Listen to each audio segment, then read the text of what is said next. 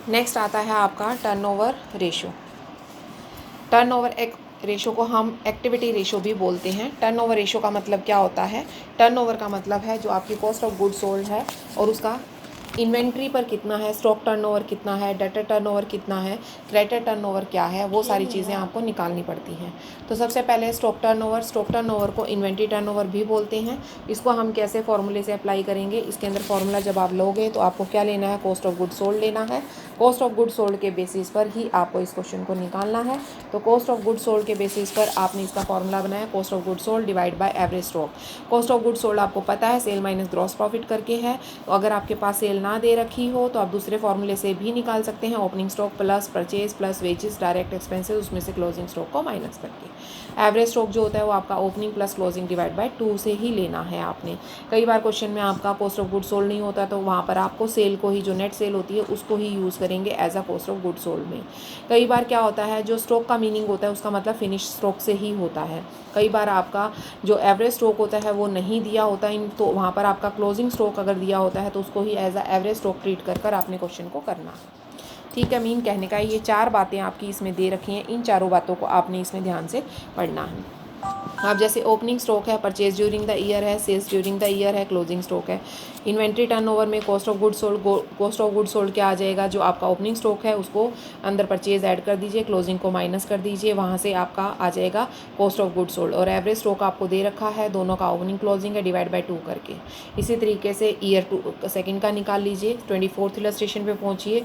24th illustration में इसने क्या कहा है कि जो आपका सेल्स है, ग्रॉस प्रॉफिट है, जो परसेंटेज ऑफ प्रॉफिट रेशो दिया हुआ है 25% ऑन सेल है, ओपनिंग है, क्लोजिंग है, इसके बेसिस पे निकालना है। तो क्वेश्चन में कुछ नहीं है, सबसे पहले कॉस्ट ऑफ गुड सोल्ड निकालिए, फिर उसके बाद आपका कॉस्ट ऑफ गुड सोल्ड निकल जाएगा। कॉस्ट ऑफ गुड सोल्ड का मतलब है sale minus gross profit. Sale आपको दी हुई है 3 20, उसमें 25% का आपका ग्रॉस प्रॉफिट है, माइनस करके आपका 240 का आ जाएगा। एवरेज स्टॉक में आपका ओपनिंग क्लोजिंग दिया हुआ है, दोनों को इस्तेमाल कर लीजिए। बी पार्ट जो है, बी पार्ट में आपका ओपनिंग स्टॉक दिया हुआ है, क्लोजिंग परचेज है, कैरेज इनवर्ड्स है, टोटल सेल है और कैश सेल है। ठीक है, कॉस्ट ऑफ गुड सोल्ड में आपने क्या करना है, जितने भी आपके परचेजेस, ओपनिंग क्लोजिंग माइनस है, कैरेज इनवर्ड्स, सेल्स है, वो माइनस करके आपने यहाँ पर क्या निकालना है, कॉस्ट ऑफ गुड सोल्ड निकाल लेना है। एवरेज स्टॉक में ओपनिंग क्लोजिंग दिया हुआ है, वहाँ से यूज़ करके। सी पार्ट में आपका सेल है, ग्रॉस प्रॉफिट है, opening stock 1/3 of the value of the closing stock है और क्लोजिंग स्टॉक जो है वो 30% ऑफ द सेल है। इस क्वेश्चन को आप इंपॉर्टेंट मान सकते हैं क्योंकि इसमें बहुत इंपॉर्टेंट तरीके से इसने पूछा है क्वेश्चन को, तो आप बहुत अच्छे तरीके से इसको करेंगे। तो कैसे करेंगे इसको?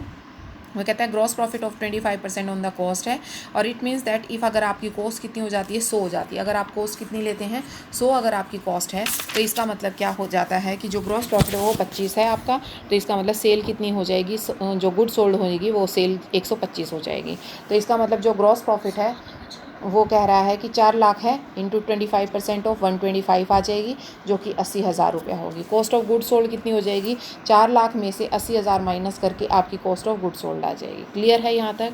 अब क्लोजिंग स्टॉक जो है वो किस पे है, सेल का 30% है, वो 1,20,000 है। ओपनिंग कितना है, वो क्लोजिंग का 1/3 है। ठीक है, तो क्लोजिंग का 1/3 हो जाएगा। क्लोजिंग पहले तो क्लोजिंग निकालिए, क्लोजिंग सेल का कितना है 30, तो 4 लाख का कितना आ गया 30%, वो आ गया आपका 1,20,000।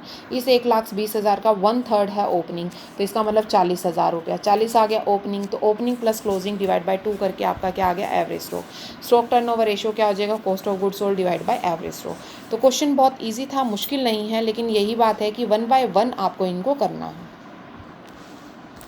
हाँ जी, नेक्स्ट देखिए बेटा, 20 कौन सा था ये इलस्ट्रेशन, हमने छोड़ा था 25 पे ना, 25 पे, हाँ जी 25 पे देखिए, सेल्स आपको दी हुई है, ग्रॉस प्रॉफिट है, एवरेज स्टॉक दिया हुआ है। सिंपल सा क्वेश्चन है। जो ग्रॉस लॉस है आपका 25% ऑन सेल है, जो कि 50,000 का आता है। कॉस्ट ऑफ गुड सोल्ड में सेल प्लस लॉस हो जाएगा क्योंकि सेल माइनस प्रॉफिट होता है, ऐड करने पर आपकी 2,50,000 की कॉस्ट ऑफ गुड सोल्ड आ जाएगी और आपके पास स्टॉक टर्नओवर रेशियो निकल जाएगा। उसके बाद नेक्स्ट आपका आता है इसी में सेकंड क्वेश्चन, वो कहता है कैश सेल है, क्रेडिट है, रिटर्न है, आपके पास ओपनिंग और क्लोजिंग स्टॉक है और प्रॉफिट दिया हुआ है। सिंपल सा है, नेट सेल आप निकाल लीजिए, दोनों तरह की सेल्स को, कैश और क्रेडिट को ऐड करके उसमें रिटर्न जो थी उसको माइनस कर दीजिए, और उसके बाद माइनस करने के बाद आपने क्या करना है, ग्रॉस प्रॉफिट जो है वो 10% है आपका, वहाँ 20% है, वो निकाल कर आपने फॉर्मूला लगा देना है। उसके बाद इलस्ट्रेशन 26 देखिए। इलस्ट्रेशन 26 बहुत ही सिंपल इलस्ट्रेशन है। एनुअल सेल दी हुई है आपको, कॉस्ट ऑफ गुड सोल्ड है, सेलिंग डिस्ट्रीब्यूशन एक्सपेंसेस है, एवरेज स्टॉक दिया हुआ है। ठीक है, सेलिंग डिस्ट्रीब्यूशन का कहीं काम भी नहीं आना, यूज़ भी नहीं होना है। ठीक है, तो सेल्स आपकी दी हुई है, कॉस्ट ऑफ गुड सोल्ड का ही सिर्फ यूज़ होना है। Cost of good sold 2 lakh रुपए की है, एवरेज स्टॉक आपका 80,000 का, उसके बेसिस पे आपका 2.5 आ गया। अगर आप दूसरे क्वेश्चन में ये बोलता है कि अगर आप कॉस्ट ऑफ गुड सोल्ड को 270 कर देते हैं तो क्या होगा। तीसरे में ये बोलता है कॉस्ट ऑफ गुड सोल्ड 180 कर देते हैं और उसके साथ साथ जो आपका एवरेज स्टॉक है वो भी 45,000 हो जाता है घट के, तो क्या होगा। उसके बाद 27th इलस्ट्रेशन में बेटा ओपनिंग, क्लोजिंग, सेल और प्रॉफिट चारों चीज़ें दी हुई हैं। इससे आपका क्वेश्चन बिल्कुल सिंपल हो जाएगा। मेरे ख्याल से यहाँ तक आपके क्वेश्चंस हो जाने चाहिए 27 तक। इसके बाद जो क्वेश्चंस हैं वो हम आगे कंटिन्यू करेंगे अपनी अगली वीडियो में। ओके बेटा, गुड बाय।